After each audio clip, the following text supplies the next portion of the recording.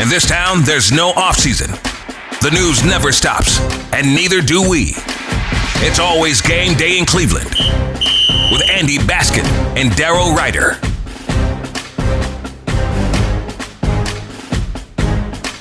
It is always game day in Cleveland. He's Daryl Ryder. I'm Andy Baskin. It is a bye-week spectacular extravaganza for both Daryl and I today as we get set to talk about what's going on with the Browns. And Andrew Berry spoke. We want to remind you that we are brought to you by Smiley One and Bryant, Northeast Ohio's premier heating and cooling solution.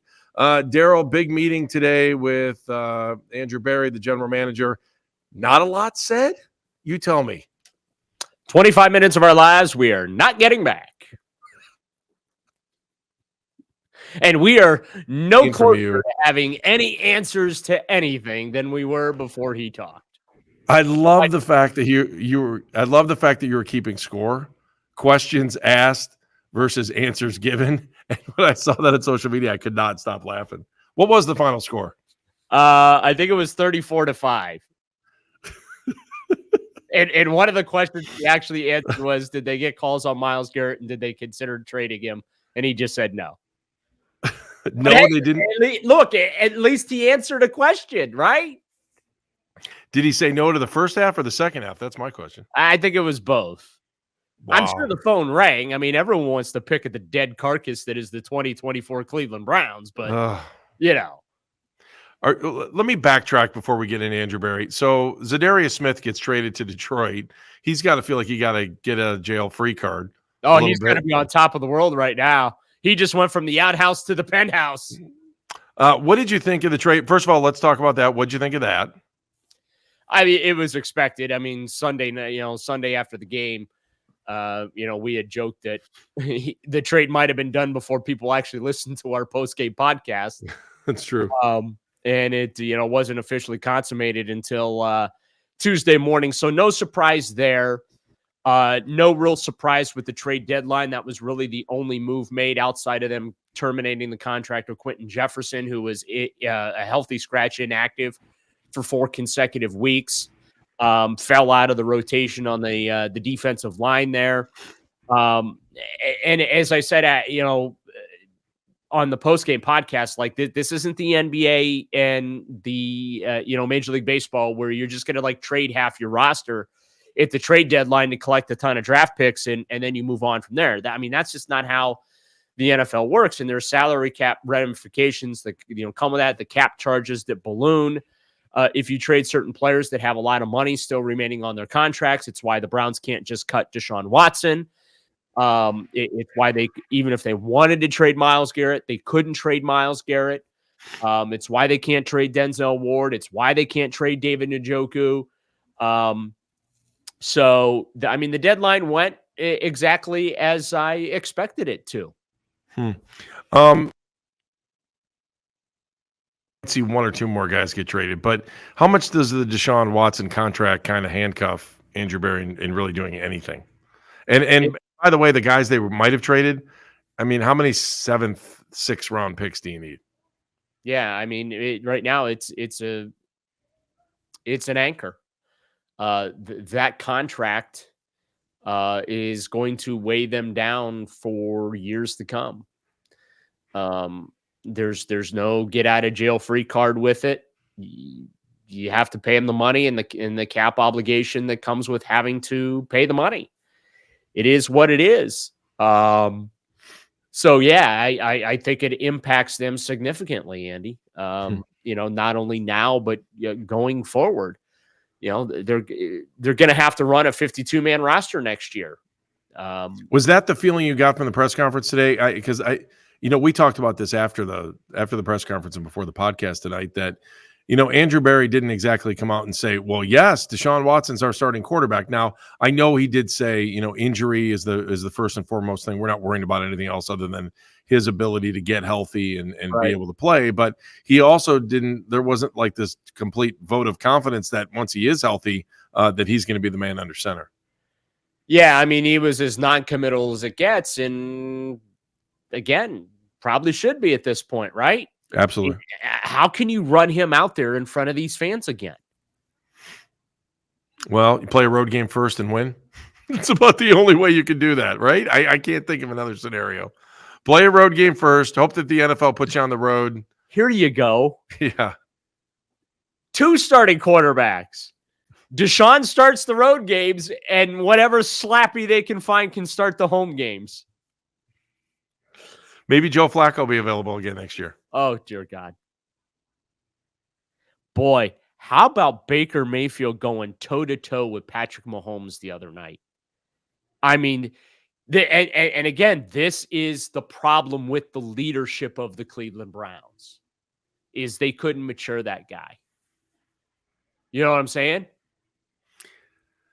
I think, I mean, but were we worried about the maturity? The maturity of trying to play through an injury, the maturity of saying, oh, you wanted to go talk to somebody, you wanted to go to the prom with somebody else, and we've been dating for a while, so we're broken up now. I mean, let's be honest. That's what the end of the Baker Mayfield era was here. Yeah, but I'm talking beforehand that led them to go after Deshaun. What led them to go after Deshaun was his immaturity. You would know better than I would, so I'm not going to debate this with you. But to me, pushed them into the arms of Deshaun. Does that make sense? Yeah, but why? He gave them reason to look elsewhere. Isn't the general manager's job to try to make this team better at all costs? And if he thought that he could bring in an upgraded quarterback, that's why they looked at Deshaun Watson. Don't you think that's the original reason, or are you saying that maturity issues for Baker were the reason they wanted to look in the first place? Maturity issues with Baker were the reason they wanted to look in the first place. And overlook the fact that they were like 3 yards away from the AFC Championship? Yeah. So what did we learn about the organization at that point? Their processes stink. Their processes don't yield results. And this is my biggest argument against Paul DePodesta right now, Andy, and why I'm just so incensed that the guy is even employed. And I think it's really condescending and disrespectful to the fans that the organization refuses to tell us what the F he does for them. Because I am setting aside the rebuild, the 1-31. Paul was hired in January of 2016. The 1-31, getting the 2 back-to-back first overall picks in the first round, all by design. So I'm setting that aside. Okay. But since then, they're 52-55-1 using Paul DePodesta's strategies. Okay. Now, if you want to include 1-31, they're 53-86-1. His strategies suck because the results on the field suck. They have to make material changes to how they operate, how they collaborate, the decision-making processes. They made a panic move to get Deshaun Watson. They fully guaranteed a contract and gave a record-breaking contract to a guy who now can no longer play. He's not even average. Baker's tearing it up in Tampa, throwing touchdowns left and right. You've got backup quarterbacks throwing for 300 yards. Deshaun can't throw for 2. And they went through a decision-making process here to choose Deshaun, right? Right. Hang on. I want to go back a little bit into the history of that. I also want to take us a little bit deeper into Andrew Berry's press conference today, because what he talked about, what he didn't talk about, and where we are at the bye week. So we'll do all that when we come back here. It's always game day in Cleveland. It's always game day in Cleveland. He's Daryl Ryder. I'm Andy Baskin. We are brought to you by Smiley One and Bryant, Northeast Ohio's premier heating and cooling solution. All right. So Daryl, when we last left off, I think people, while Andrew Berry didn't want to go backwards in today's press conference, I think people want to just kind of point the finger and say, why is Deshaun Watson here? Why was he here?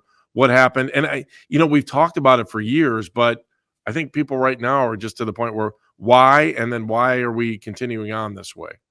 Well, there needs to be accountability, because this is a decision that is going to prevent them from being good for a couple of years.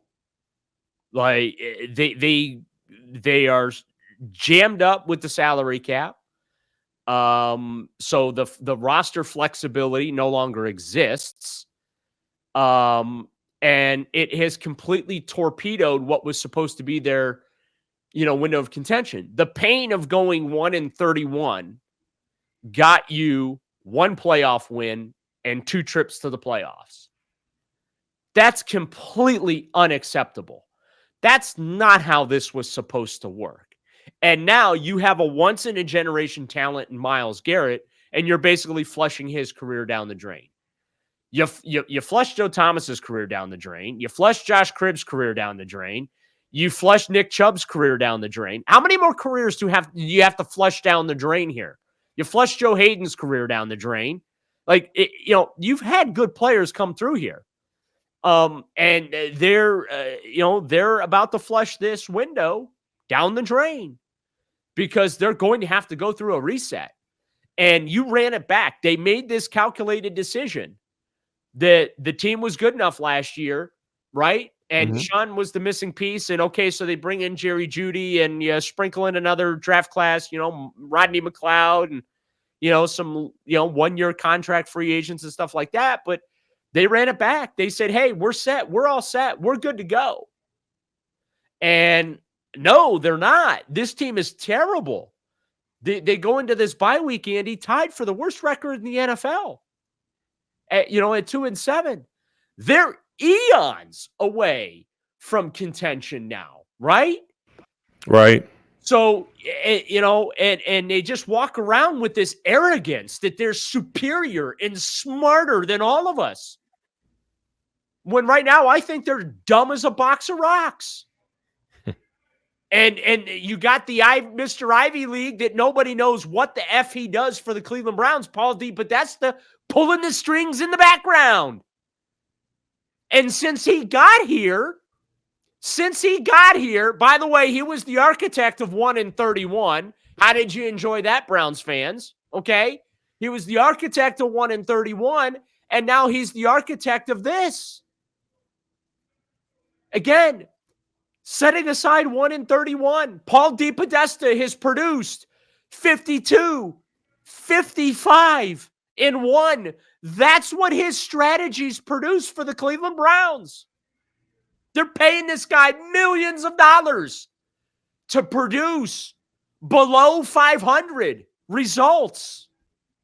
Think about that. So will he be the guy that ultimately pays the price here? Will they be able to look beyond Andrew Berry and Kevin Stefanski? Because, I mean, you would think that Kevin would be able to hang on for at least one more year as long as they don't, get run rather than running the table. You know what I'm saying? If they get run for the rest of the season and don't win another game, then I don't know how 2-15 keeps your job. I don't care who you are.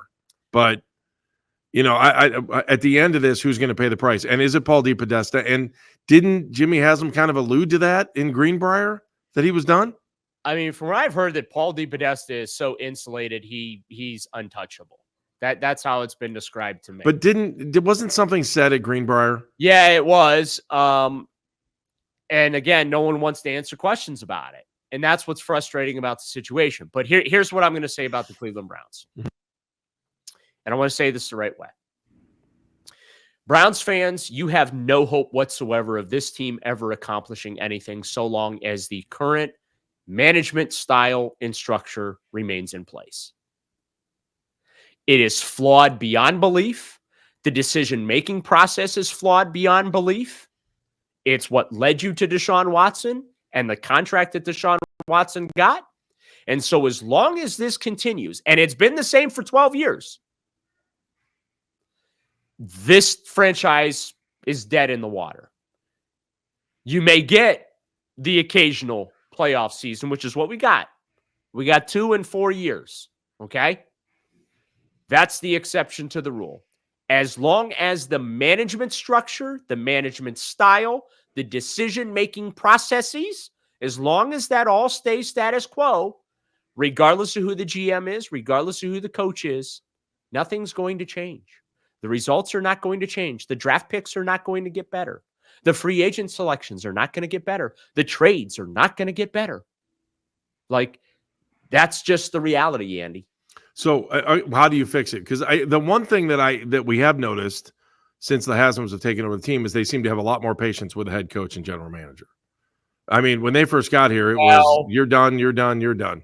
Well, they had a lot of patience with the coach and the GM because the first year the coach and the GM were here, they went 11-5 and made the playoffs and were two or three plays away from the AFC Championship game, right? Right. Then Baker got hurt. Okay, now we got to transition to a new quarterback. Okay, well, now the quarterback we just gave the farm for, and, he's not even allowed to play for 11 weeks. So, okay, well, this season's flushed. We accept that. Okay, well, now the quarterback we gave the foot, now he's hurt. Okay, so now but hey, caught some lightning in the bottle and somehow found Joe Flacco and made the playoffs, right? Mm-hmm. Okay, now, hey, look at us. We got it. Roster set. We're going to run it back. Deshaun's healthy. We're good to go. And now Deshaun can't play anymore, and the roster isn't performing, and they're the worst team in the NFL again. So how much patience do you think there's going to be now? I'm not surprised by anything that happens moves forward. I just fix it. I mean, it's easy to sit here and say, this is wrong, this is wrong, this is wrong. How does it get fixed? I just told you. They have to change the way they do things. But in what respect? Like, tell me one thing you want to see get changed. Ownership needs to disappear from any and all decision-making process related to everything and anything outside of the scope of football. Like, they need to, unless it's payroll related. Okay. Yes. Sign off. We're going to give out a big contract here. Sign off on fine. But as far as being involved in any football decision, absolutely not. Focus on building the dome. Focus on building up Berea. Focus on logos and color schemes and uniforms and all that stuff. Marketing, promotions, sales, fine. Leave the football to football. So the Browns had an owner that did that, and everyone didn't like him. Randy Lerner didn't want to. I thought, Randy Lerner was the perfect owner. He didn't want anything to do with anything.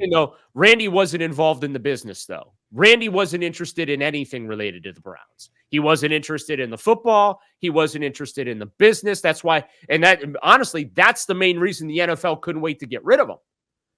Because he didn't care about the business part of it. Randy wasn't interested in the most important aspect of the National Football League, making money. Like, you know what I'm saying? He was legit an absentee owner, and he basically hired Mike Holmgren there at the end to be the de facto owner without being the owner. You know what I'm saying? Yeah, I always thought that. But the league, like, I always say this, like, the biggest mistake there was rather than Randy taking over the team, Norma should have taken over the team. Yes. And just the name alone. Yes. Because no one would have ever ripped Norma Lerner for owning the team. They just wouldn't have. Yeah. They never would. But Randy became a target because he happened to be the guy that was there. And he kept going through coaches like water. Yeah. Throwing mud against the wall, hoping something would stick. I give Randy credit for this. He knew what he did not know. Right. The Haslams aren't like that. They think they know everything. And they think they have answers to everything. And it doesn't produce the results that they're looking for. And that's why they went through that vicious cycle of coaches and GMs and all that. So, again, the only reason they were patient with Stefanski and Barry is because they won right away. And then some mitigating circumstances came up. They won again in spite of mitigating circumstances. But now they're back to square one. And they have a roster that is old, the most expensive in NFL history, with a quarterback who is paid as a top-tier player, but functions on the field and is available never, right? I mean, he's never available. Either he's hurt or he's suspended. Those are the facts. And then when he is available, he sucks. So, I don't know how you get out from under that. And to the Haslam's credit, they did try They did try trusting the football people. They trusted John Dorsey. Right. John Dorsey, who, by the way, brought some pretty good players in here. He did, but he also brought on Freddie Kitchens. And so then they had to go back to what they do. And this is to your point that you made about Randy Lerner. And it's a fair one. When the Haslams have trusted people, those people have bit them in the backside and not done their jobs. And that's why they're so intimately involved in everything, because when they have trusted and they've given people the latitude to do what they do, those people haven't done their jobs. So while I'm critical of them being injected into every facet of football operations, I kind of understand why. They feel like they have to micromanage, because every time that they have tried to leave it, whether it was the Joe Banner regime, whether it was the John Dorsey regime, right? Mm-hmm. Every time they've had to inject themselves because, well, folks weren't doing their jobs. So I get it. I understand why they manage the way they do. I just don't agree with it. And I do think that is a major contributing factor to why this franchise has not been able to sustain any monicum of success under their leadership. They want to win. Nobody wants to win more than the Haslams. And if you don't believe that as a fan, then you're just angry for the sake of being angry. They want to win. Absolutely 100% the Haslams want to win. I just honestly believe they have no idea how to do it. All right, let's come back here in a moment. It's always game day in Cleveland. We'll talk a little bit more about today's press conference. It is always game day in Cleveland. It is always game day in Cleveland, brought to you by Smiley One and Bryant, Northeast Ohio's premier heating and cooling solution. He's Daryl Ryder. I'm Andy Baskin. Thank you for listening on the Odyssey app. We appreciate that. We also appreciate you listening on YouTube and watching us on YouTube. It's been a great ride, and we really enjoy it. But we are going to take Sunday off. Specifically for the YouTubers. We love you. So we will. We're going to take Sunday off because it's a bye week. Right, Daryl, we're taking Evan O'Brien. We're taking Sunday off, just so you know. If the Browns can take it off, we're taking it off. So just so everybody knows, and Evan does a great job. He's our producer, and he is fantastic and gives you little tidbits throughout the week to make sure that you're able to be a part of the show as well. So, Daryl, let's go back to the press conference today. What Andrew Berry said and what he didn't say, and man, there was a lot of talk about Deshaun Watson. Yeah, there was, and he didn't have a whole lot to say other than they need him to get healthy again. And then once he gets healthy again, they can do whatever assessment that they're going to do. I've already done the assessment. He can't play. He should never see the field again as a Cleveland Brown. Browns fans don't want to see him ever again on the field because when he's been on the field, he's just not good. It's part of the reason I asked Andrew the question I did about, Joe Flacco and Jameis Winston come on, they throw for 300 yards. This guy can't throw for 200. You got rid of Baker Mayfield. He's lighting it up with 10. He went toe-to-toe with Patrick Mahomes the other night. I know he lost the game, but Deshaun Watson does not go toe-to-toe with Patrick Mahomes. If Deshaun Watson's on the field later this year, the Kansas City Chiefs win in a rout. You know what I'm saying? Like, I just have no faith or belief at all in Deshaun. I am just totally done with the whole Deshaun thing. I don't care how they get out of it. They just need to get out of it this offseason. There's just no hope there. And he inspires no hope. I don't think Deshaun inspires his teammates. And if you're a teammate of Deshaun, why would you be inspired, right? I mean, at least Jameis Winston gives some fun speeches to get guys fired up. Deshaun won't even do that. So, that's just the reality of where they're at organizationally. At some point, they need to admit the mistake and they need to say we're moving on. I don't know when that's going to be, Andy, but I really think that'll be cathartic for them and it'll be cathartic for Browns fans. What else did he get into today? I'm just going through my mental Rolodex because I listened to the press conference as it happened. He didn't get into anything. We tried. He did not want to answer anything. I was being somewhat of a smart aleck when I posted on X. We asked 34 questions. He answered 5. One of those was about Myles Garrett. I don't even know if he answered 5. I'm going to be honest with you. Full disclosure, Andy. I really didn't keep track. I guessed. He might have answered 5. He may not have even answered 5 if I'm being really honest about it. Other than, hey, the Haslams are frustrated. We're frustrated. Fans are frustrated. We acknowledge that. So I'll give him a credit for an answer there. Mm-hmm. I thought he had a good answer about Kevin Stefanski, just, talking about the job that Kevin has done as head coach. He sidestepped my question about the offseason changes with the offensive coaching staff. He deferred to Kevin, and I just really wanted to say, yeah, but the reason I'm asking you is because Kevin won't answer the question, okay? Sure. Try to get somebody to answer the damn question. Who's responsible? And this is my frustration covering this team. Fans deserve answers, okay? Fans deserve answers why you are tied for the worst record in the NFL right now at 2-7, coming off an 11-6 playoff season in which you brought a guy off a couch that came in and just lit the world on fire and got you to the playoffs. And I realize he tanked in the playoff game. I get it. 2 pick sixes was off. I get it. But he got you there, right?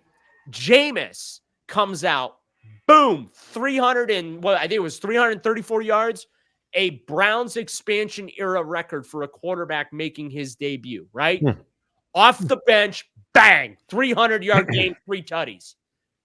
Why can those guys do it, but the dude you gave up 6 picks for and fully guaranteed $230 million, he can't throw for 200 yards? And you fired the offensive coordinator and half the coaching staff and brought in new guys for him.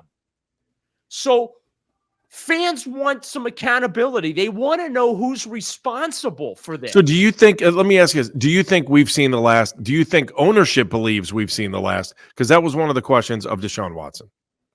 Do you think ownership believes that? I have no idea, Andy. I'm telling you, I think that checkbook is going to keep him around next year, and I think they're going to give him the opportunity to play if he's healthy. And that's going to really suck for Browns fans. But I don't disagree with you. I think you're 100% right. They have to, right? Mm-hmm. Otherwise, they have to do what the Houston Texans did and just say, Deshaun, per NFLPA and the collective bargaining agreement and all that, you have access to the facility. You can come to practice. You're going to get very few reps. But, we are not putting you on the field under no circumstances. We will pay you what we owe you. We are not putting you on the field under any circumstances. You are welcome to seek a trade, but you're going to have to tear up your existing contract and take a veteran minimum salary to get out of here. You know what I'm saying? Which, by the way, is never going to happen. Yeah, he's never tearing that contract up. He's getting why would you? There's no reason to. So, but I think that's just my opinion of what I feel has to happen. But I just, Barry didn't answer about the teardown. I don't know that they need a big teardown, though. Yes. I don't either. The number one question that I hear all the time is, the Ravens don't ever need a teardown. The Steelers don't need a teardown. Right. I mean, even the Bengals picked somebody up now because of injury. Yeah. I mean, those teams that you mentioned, Andy, they retool, they reload. Right. The Browns, but where the Browns are cap-wise. So, let's do this. Who do you think are the cornerstones of this team right now? Myles Garrett. Yep. Joel Bitonio. Are we talking long term? He's at the end of his career, though. Yeah, I know. Corey Bjorquez. The punter? Really? Sure. Okay. I think he's really good. Okay. Punter's the cornerstone. I wish I could say Denzel Ward. I'm worried about him. I don't know that he's the cornerstone. Is he? Yeah. You tell me. I have him as a cornerstone. Okay, well, I do too. I'm just worried about him. When he's on the field, he's one of the best in the game. When he's on the field. Nick Chubb, if he ever got healthy again, if he's fully healthy. I don't know. I've moved on from Nick Chubb. I know fans are gonna pick that quote up, and I hope that doesn't turn into a promo. I was always realistic about what my expectations of him coming off that injury were. He's actually exceeded my expectations. He's running his yards per carry average is higher than what I expected it to be. I thought he would struggle a lot more than he has. So he's already exceeded my expectations. But I just, as much as I would love to see the Nick Chubb that we had come to know and love, I don't know that that's fair or realistic to expect that. And that's why when you talk about cornerstones, I moved on from him as a cornerstone because I just don't. I think he has the ability to become a cornerstone again. Because he's a running back. At that 29 clock, years old? Yeah, that clock. I know the clock. With rebuilt knee twice. And the clock strikes midnight when you hit 30 as a running back. You know what I mean? Like, I know. I'm not, and again, I'm not hating on. All right, so give me your cornerstones. Just give me. So mine are Myles Garrett. David Njoku's in there too for me. Sorry, Ward, David Njoku. Those are my 3 cornerstones. Okay. I think this is going to shock you. Are you ready to be shocked? Yes, shock me. I think DeJuan Jones can be a cornerstone. I'm not shocked by that at all. He just needs a quarterback that gets rid of the ball less than 3 seconds. I think he can be the left tackle. I really do.